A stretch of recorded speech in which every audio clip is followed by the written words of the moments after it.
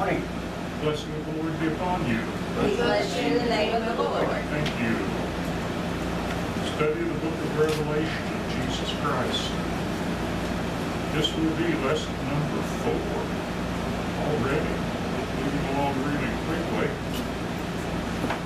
Means last week was lesson number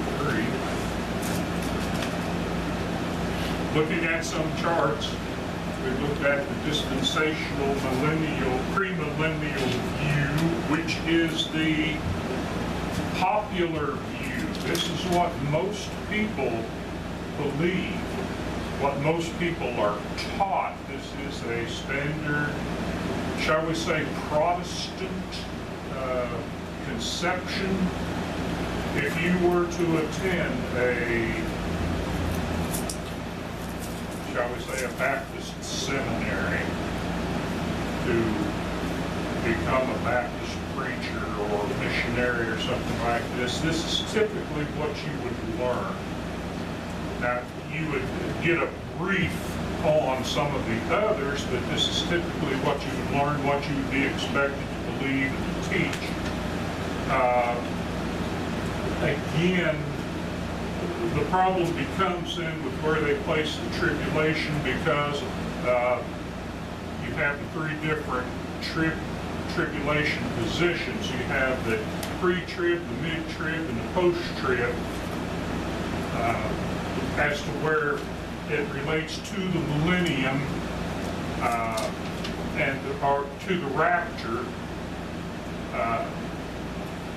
Those are things that they have to deal with.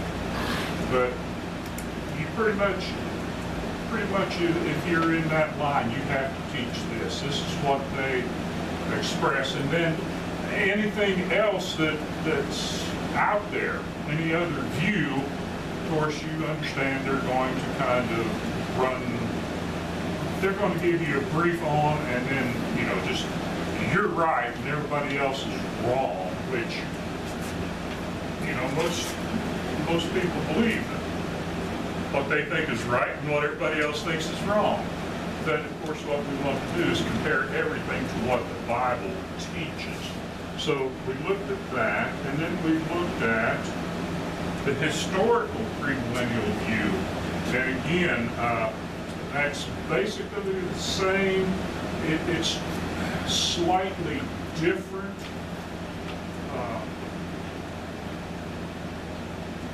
Again, it comes with that concept that there's going to be a 1,000-year reign of Christ on earth. One of the things I mentioned, look, church age, great tribulation. After that, the rapture, just in this one, Christ descends. So what does he descend to do? With this battle of Armageddon, the destruction of the Antichrist, then he reigns for 1,000 years on earth. But what the righteous dead are raised, that means the church is gone and the righteous dead are gone. They're up in heaven. What's left? The unrighteous. So for 1,000 years, what's going on earth then? Well, the temple's rebuilt, the priesthood and sacrifices called rituals are restored. What they're doing, what is apparent here is Christ comes back as a king. And I think I told you before, in their concept, Christ, when Jesus came, he was supposed to be king and reign for 1,000 years. But because the Jews killed him, God had to bring forth the church as a temporary measure. It wasn't planned for. They weren't supposed to kill him. Even though throughout the Old Testament, there it is. So what happens? Then he's going to come back and he's going to reign from Jerusalem as king. And then these people will worship God under what? the Old Testament, with Christ as king, they're going to be worshiping the Father. That's why, remember that chart, that one chart I had? Christian, who's saved? Christians only? They're not telling you the truth there. These people are going to be saved as what? They're going to be saved as Jews. That's a restoration of the Old Testament, is it not? What's crazy about this is when here Jesus died for our sins, so we didn't have to do that anymore. Now they're going back to that, which is basically useless. Right? Right, but they've got to do it based on their belief system that all Israel, all the Jews are going to be saved. Remember that one we had that not only are the righteous dead raised, but the Old Testament saints are raised. And the Old Testament people are raised. They get a second chance. Was that on the previous one? Let me go back one and see if we can. Tribulation saints and Old Testament believers raised. Say, but that doesn't even say that. Back here, restoration of the Jews to Palestine. That's before the millennium. That would indicate they're trying to say second chance. Yeah, there's a lot of it here that is second chance, because how do you save all of Israel if you don't raise people who died out, who were lost? Okay, good example. How about Judas, who betrayed Jesus? Was he of Israel? Yes, he was. How's he going to be saved? If all Israel is going to be saved, they've got to find some way to save him. Right? He can't be lost. Of course, we understand in the book of Romans, when Paul's talking about that, he's talking about under the new covenant, so shall all Israel be saved. How? By accepting Jesus as the Christ and obeying the gospel. That doesn't mean those who were lost before are going to be saved. It means going forward. Does that make sense? All right, so that's where we left off last week. Now, fourth, and this probably should have been the last slide, but I've got it here. We'll deal with it. All right, the amillennial view, which you put an A in front of it, that typically means what? It negates it. No millennial. But look what it says right here. We are in the millennium now. So how can that be a millennial or a millennial? Well, it's not a literal 1,000-year reign of Christ on earth. In other words, he doesn't come back. He's reigning from heaven, from his throne, God's throne in heaven. He's ruling over the kingdom, which is the Church of Christ. Right. So, the present age goes clear out to here. The consummation is not yet. Right? Again, it's kind of misleading on certain things, misleading on the terms. We are in the millennium now. Christ is reigning over his kingdom. It's not a literal kingdom on earth. It's a spiritual kingdom. And it is made up of people, but he's not like it's a castle with a throne in Jerusalem. Physical Jerusalem. Spiritual Mount Zion, which is heaven. We talked a lot about that in the Minor Prophets. So in this, eventually Christ will return, general resurrection of the righteous and the wicked at the same time, final judgment, and then eternal state. And what that eternal state becomes, new heavens and new earth is what the book of Revelation says. And several places we look forward to a new heavens and a new earth. What's that mean? A new dwelling place where God dwells with men, human beings. Right? This is what I think most of us believe. I would say that's pretty close to, you've got in the middle is when you die, you're in the Hadean realm until Jesus comes back. Christ comes back. Yeah, and we talked about that before. Yeah, put the Hadean realm up here or down here, heaven up here. Yeah, you can see how that would work out. But that, taking what the literal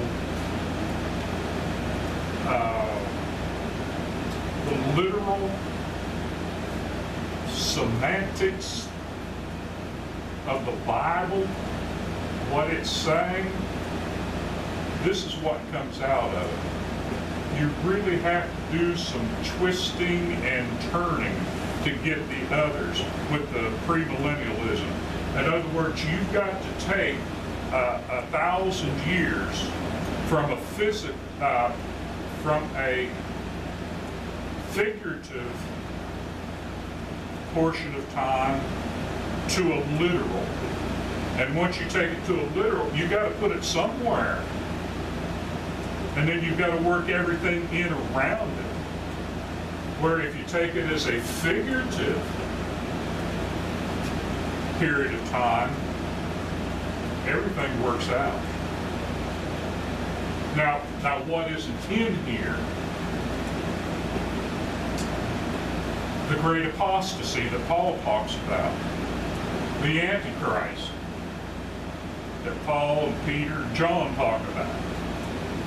But you can fit them in there very easily. Most of them, well, the Antichrist even back here, as John talks about, the great apostasy back in here, those are things that occur in a literal time period, but not the 1,000-year reign. Figurative, spiritual, right? But that's what the plain teaching of the Bible expresses. Now, the post-millennium. Post means after. After the millennium. Christ returns after a millennium. But see, this isn't like the other millennium where Christ comes down and reigns for 1,000 years on earth. This is, the world will become a better place, the gospel will increase and advance, gradual Christianization of the world, not a literal 1,000 years. Now, I think some will disagree on that and say, no, Christ does return, and there's 1,000 years, and then after that judgment, but there's none of this other stuff that goes with it. But we'll go with their view. This is what they're saying. But this is what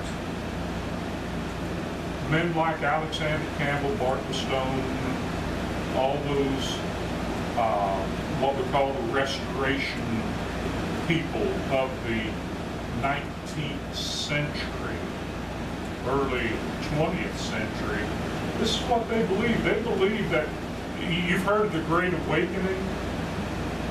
That was a period of time when, man, the church, not just the Church of Christ, but all churches on the American frontier, boom. And it just wasn't America, Canada, England, Australia. There's just a big turn toward theocracy, to theism, to the worship of God. And of course, the Restoration movement was huge within that. They believed that that was the time of saying, hey, we've started this millennium. We're going to have 1,000 years of peace. Of course, especially World War I blew that up. But it was not a literal 1,000 years in their view here. Just the world's going to become a better place. Christ is going to take over the world. Take over the world. You have the eternal state. So you see those four there? So the next chart is just melting this down a little bit so we can understand it a little better, I think.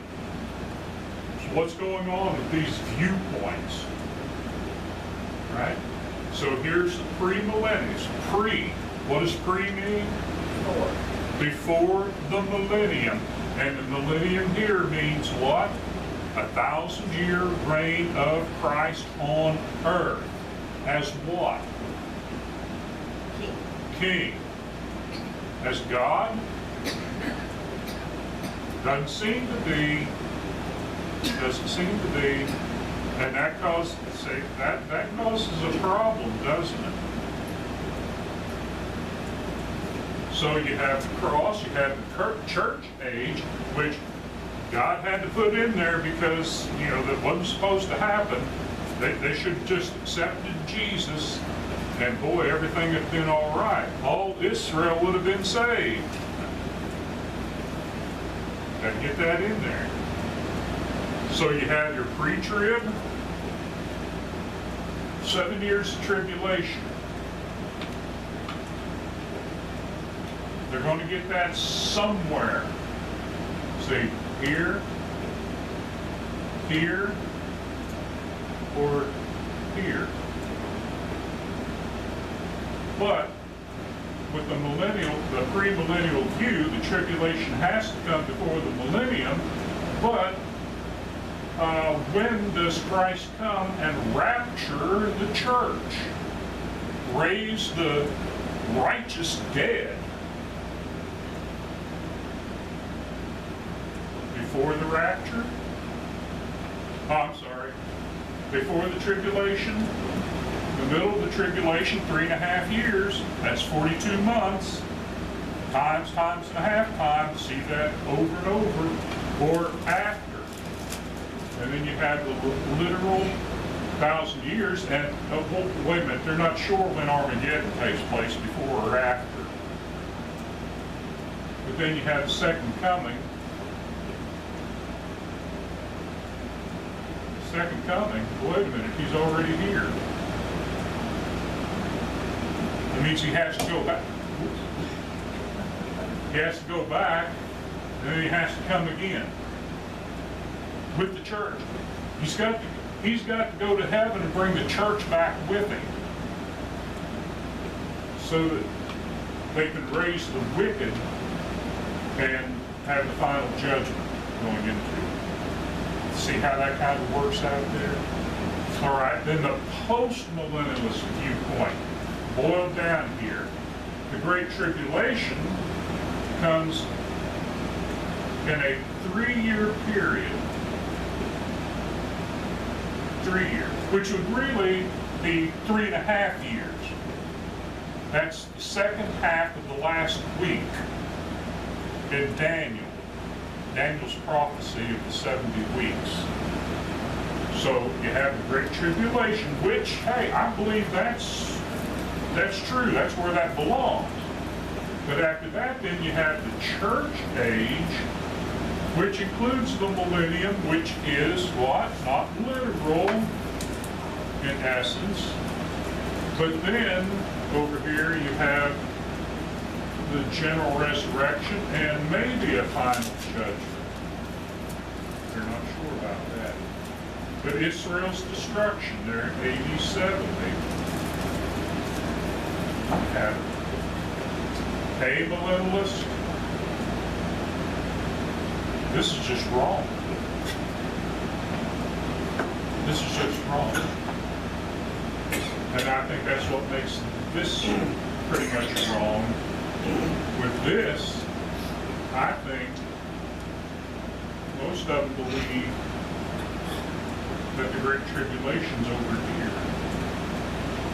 And with the amillennialists, final judgment, or the Great Tribulation is over here. As an amillennialist, I believe here, this should be down here. Now you have the church age, which is the millennium, which is symbolic 1,000 years. Evil and good together, that's what we're experiencing. And then you have final judgment with the general resurrection at the end. When Christ comes back, no signs of that, then to the eternal kingdom. But you see how they put something like this up?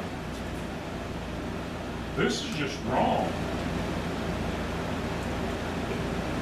And if they mislead you on this, say, wait a minute, I think that could be right, so I'm going to dismiss this one.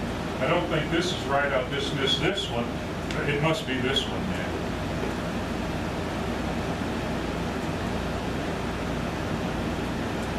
I was in a discussion with a man, and I told you I believe that the New Testament was completed before AD 70. I can give you more information on that. Paul says that Luke was writing scripture, and Peter was writing scripture. Peter died before the destruction of Jerusalem. Where does Luke end the book of Acts? Before the destruction of Jerusalem. So I think all that ends there. But some say, no, it's in the 90s. Maybe if I put another slide up there, it might help.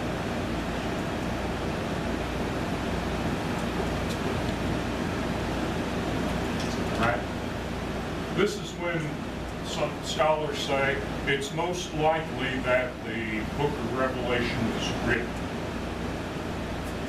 Right? So, we talked about the Roman emperors. And we'll deal more with this when we delve into Daniel's works. Okay? And we're not going to hit it just big, but looking at it. We talked about the 10 kings. Okay? 1, 2, 3, 4, 5, 6, 7, 8, 9, 10, and the one to come. Okay. Well, where do you start? Do you start with Augustus or you start with Julius? If you're going to start with Julius, why don't you start with the one that was before? There are a couple that were dictators before. We looked at that when we looked at the intertestamental period. But, just going with this, 54 to 68, when was the destruction of Jerusalem? Well, that was 70, wasn't it? That was the time of this Vespasian. Titus was actually the general who did it. He becomes emperor later. Nero's the one who had Paul killed.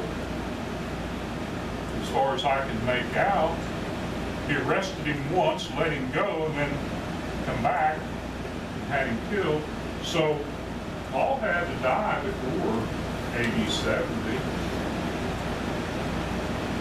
These three are hardly mentioned because you can see in about a year and a half they're gone.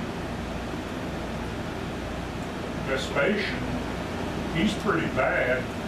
but not as bad. And remember, as this is happening, the Great Tribulation, who's the Great Tribulation on?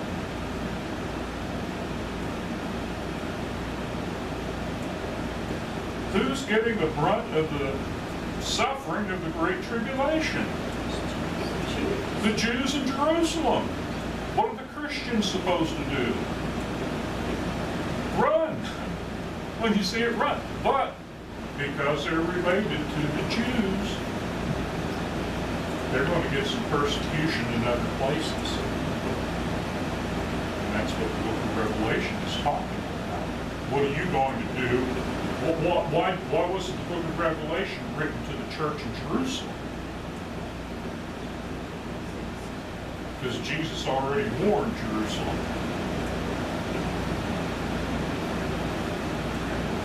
So, what point was I trying to make? Oh, okay.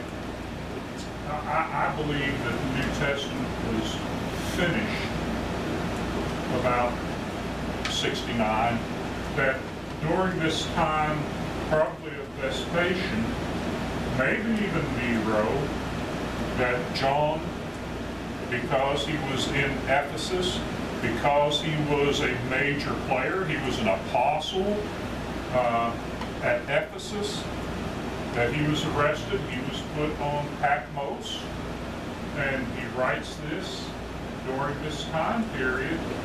And once Jerusalem is destroyed, that's the end of the miraculous gifts. That's the end of prophecy. It's done. We have a problem in the churches of Christ. Small c, churches of Christ. It's called realized eschatology. Back in the 80s when I was going to school, it was called Max Kingism. And he came from an area not far from where I was. They were fighting it then. Several in that area. Now it's spread all over. But what they believe is, if we go back just for a time period here, okay, just for this, what they believe is, yeah, the New Testament was completed before AD 70, but in AD 70, Christ came. Matthew 24, Luke, what is it, Luke 13, Mark 14, Luke 13. It's not Luke 13, Luke 20, 21. Anyway, those passages that with the destruction of Jerusalem, Jesus is saying to them, these things are going to occur in this generation. You'll see it with your eyes. You'll know that it's me coming in the clouds. Well, what they do, these people take it to mean that Jesus came back at the destruction of Jerusalem. And the book of Revelation was totally about the destruction of Jerusalem, and now we are totally under a different thing, a different dispensation. And if you really boil it down, we're in heaven right now. Jesus has already come back. This is it. So we got that to contend with in the small c churches of Christ. Did I give you too much information there?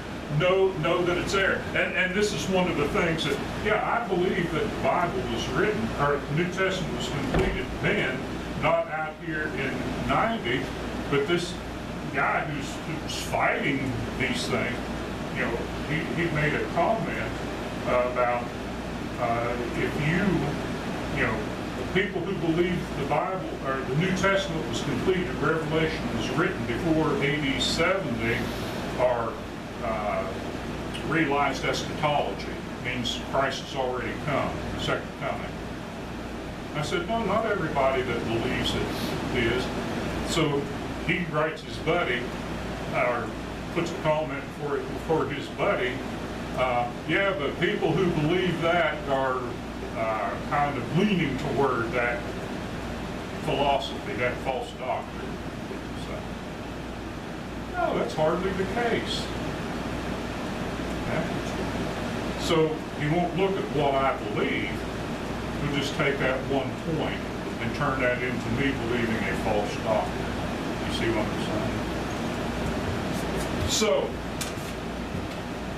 have I got you totally confused on some things?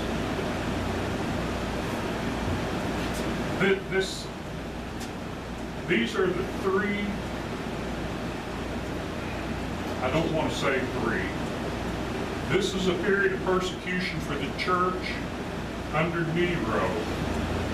Why was it a period of persecution of the church under Nero? Because the Jews were revolting. The church was teaching that Christ is king. Okay? There's a new king.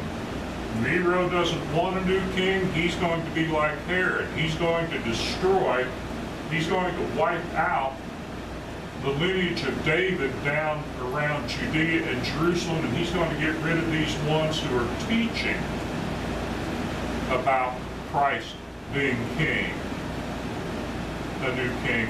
And what else is the church teaching? What Daniel said, the end of the Roman Empire ends with this new kingdom, right? So he arrests Paul.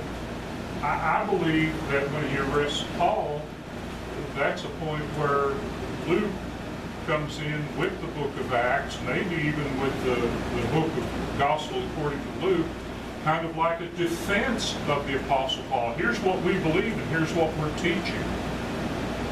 Here's why we teach it. And you can see Jesus clearly teaches that render unto Caesar that which is Caesar's, render unto God that which is God's. Kind of a different thing. And when Peter's arrested, who runs around with Peter a lot of the time? Young man by the name of Mark, who might actually be his nephew. What does Mark do? He writes a gospel that is plainly pointed toward the Roman people. What a Roman person would understand. We're talking about a person with power here. Jesus was powerful. Look at the signs he did. It didn't work for Peter. Peter got beheaded. Oh, no, I'm sorry. Peter got crucified upside down, supposedly. Paul got beheaded because he was a Roman citizen. But there was persecution here, persecution here. Vespasian maybe a little bit, not much, but later on, right before AD 300, Diocletian had a huge persecution.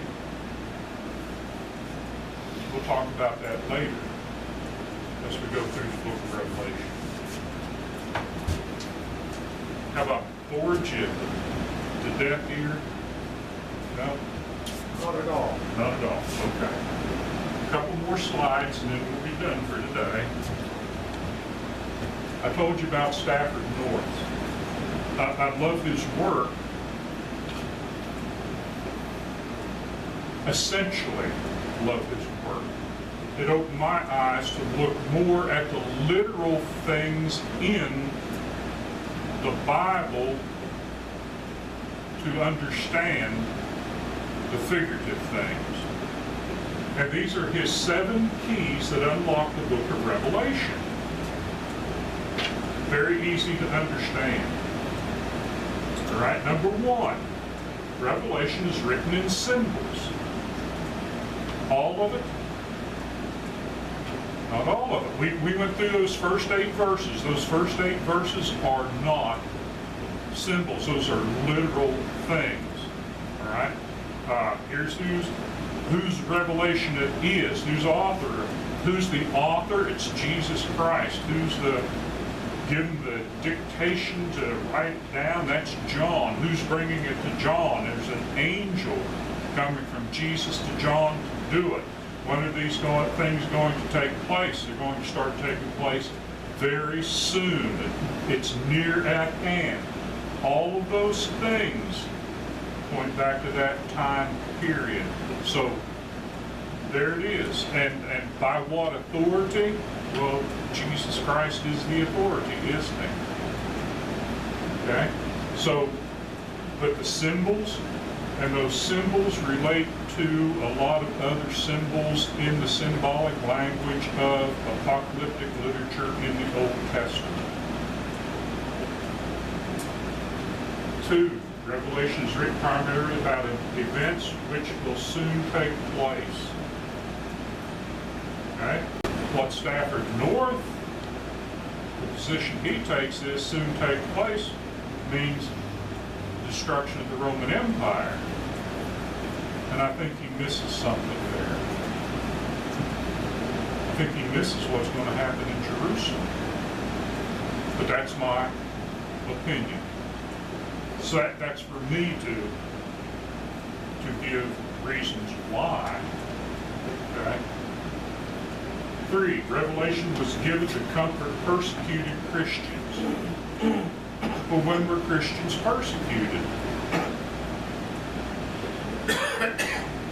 During the time of Vespasian, Domitian, and Diocletian? Or were they persecuted at the time of Nero? By the Roman government. We know they were persecuted by the Jews early, but by the Roman government. Well, why do I say the Roman government? We'll get to that in a moment because of Daniel's prophecy, right? Revelation identifies the dragon and the 2 beasts. You get into the,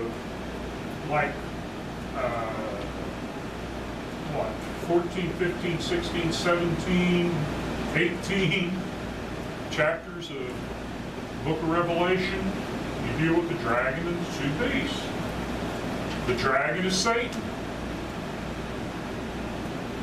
How do we know that? It says so. It literally says so. Okay? The sea beast fits the Roman Empire. The land beast promotes worship of the sea beast. Who's it worshiping? Who's worship of? The Roman Empire. Revelation, okay. So, you can see what was the Roman Empire about? It was about worshiping all the gods, and by the way, who else is God? No. Caesar. Put a pinch of incense on the altar and say, Caesar is Lord. Number 5, Revelation identifies the harlot and Babylon. We're going to find out that the harlot is the city of Rome, and also Babylon is the city of Rome.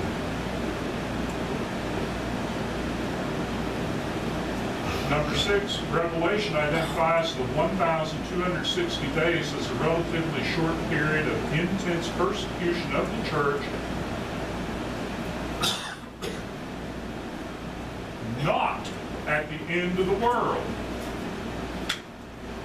1,260 days is what? 3.5 years, 42 months. They're all the same time period. Okay? Revelation tells of a spiritual, not a physical kingdom.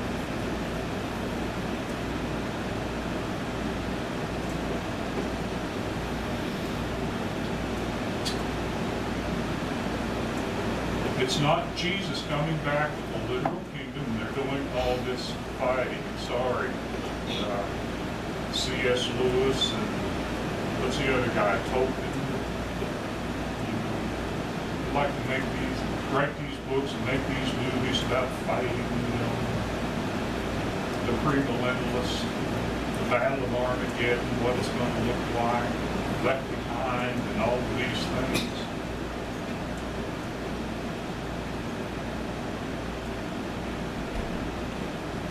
Sorry.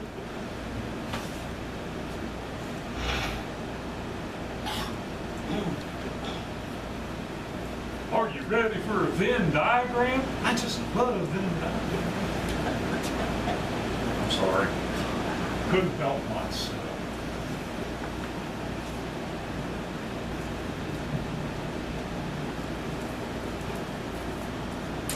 That's the universe. The world we live in. Okay? When we're looking at the book of Daniel, especially chapter 2, Nebuchadnezzar has his dream, and he dreams about what? Well, we like to say 4 kingdoms, but really there are 5 kingdoms plus Israel, God's people, because Daniel was representing God's people at that time. What's going to happen in the world? Well, there's going to be kingdom of gold, that's Babylon. Silver, that's Persia. Bronze, that's Greece. And the 4th kingdom is the Roman Empire. And in the time of the Roman Empire, God is going to establish what?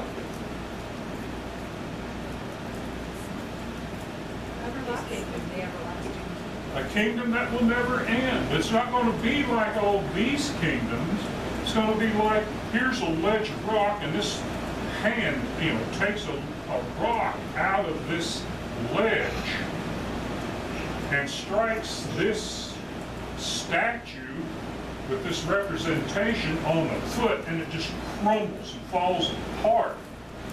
The world order of that time is destroyed, and the wind just blows it away. That's like the destruction of the Roman Empire. When was the Roman Empire destroyed?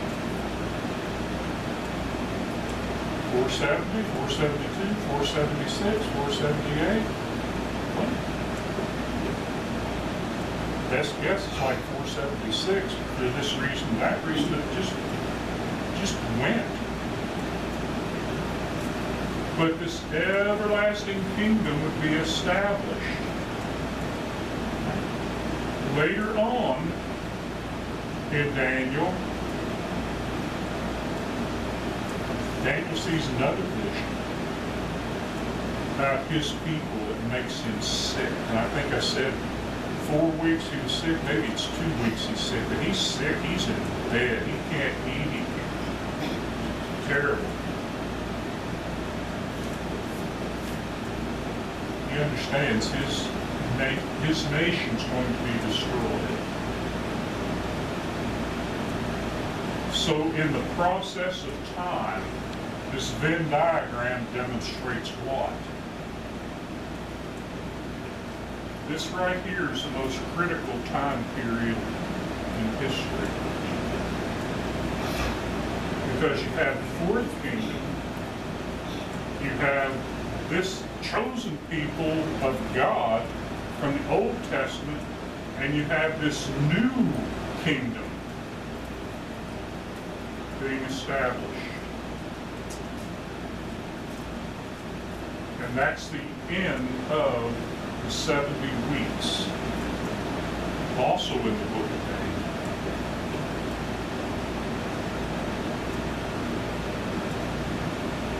That's what we're looking at in the book of Revelation. The destruction of this nation, the destruction of this kingdom, the victory of this kingdom. Spiritual kingdom. Never to be destroyed. Does that make sense?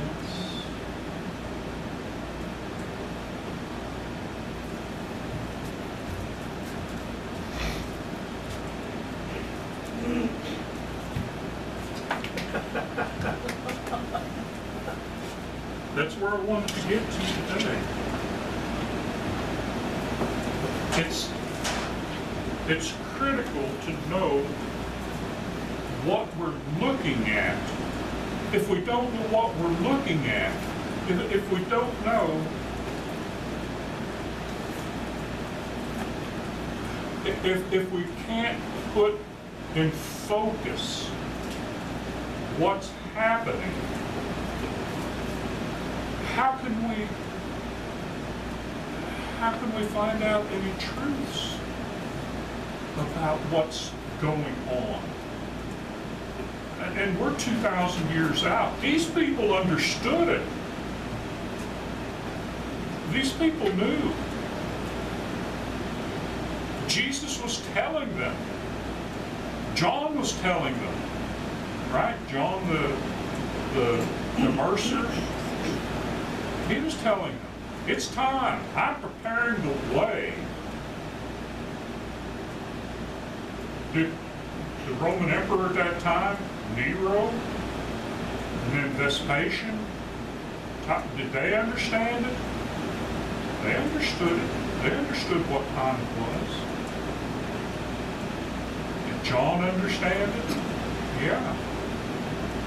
So he gives us all this information. He does it in apocalyptic language. Why? They could have wiped out the church.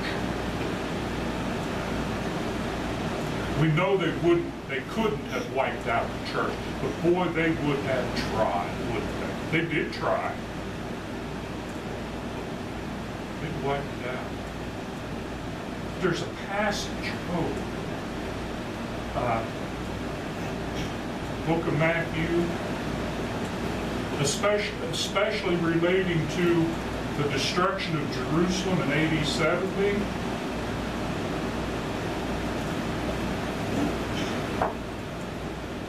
Get that? Except for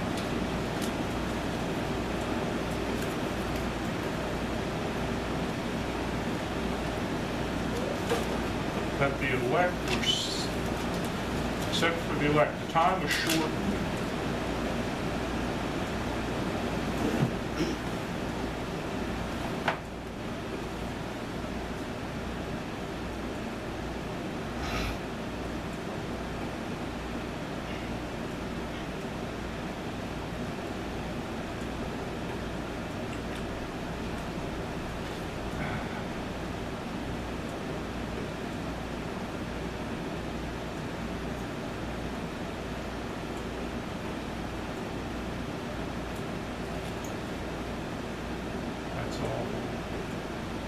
Just thought of it, except it might even be in Luke's account, but except the time is shortened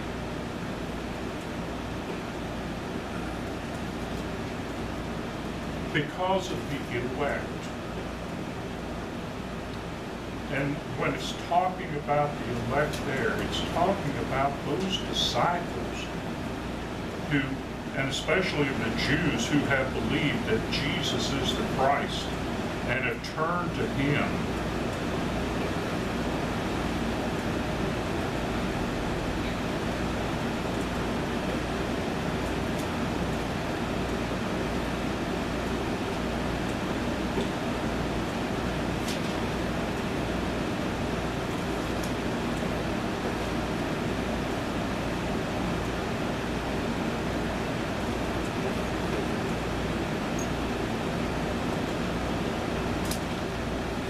Verse 22, unless those days had been cut short, no life would have been saved, but for the sake of the elect, those days will be cut short. The Romans would have killed all the Jerusalem, all the Christians in Jerusalem along with the Jews if it hadn't been for them, the Christians, knowing the prophecy of Jesus, and when they saw the abomination of desolation, they ran and they were saved. So who were most of the Christians in Jerusalem at that time? They were Jews who had been converted to Christ.